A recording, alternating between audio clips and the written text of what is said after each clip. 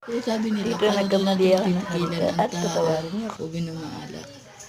So, mahirap yung mission ko, pero kakayanin ko kasi utos sa amin sa school na paano namin mapipigilan ang tao uminom ng alak. So, naisip-isipan ko, gumawa ko ng report para sa school. Ganito ang report ko. Pakinggan niyo.